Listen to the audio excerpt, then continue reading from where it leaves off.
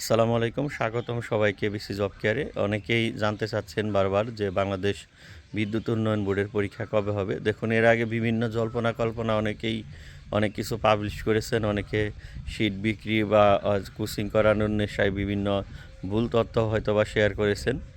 তো আমি বরাবরই বলে আসছি যে কর্তৃপক্ষ চাইলে যে কোনো সময় যে কোনো সিদ্ধান্ত নিতে পারে, তবে একটি পরীক্ষা হওয়ার জন্য মিনিমাম 1.5 থেকে 2 মাস টাইম লাগে, মানে লাস্ট ডেডলাইন থেকে শুরু করে।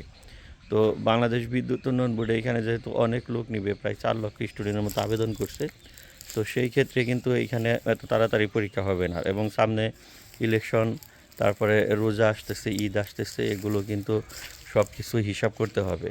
তো সেই সুবাদে বলা যায়, আমরা এখন বলতে পারি নির্দ্বিধায় যে ঈদের আগে আসলে এই পদের পরীক্ষা হওয়ার সম্ভাবনা নেই বললেই চলে।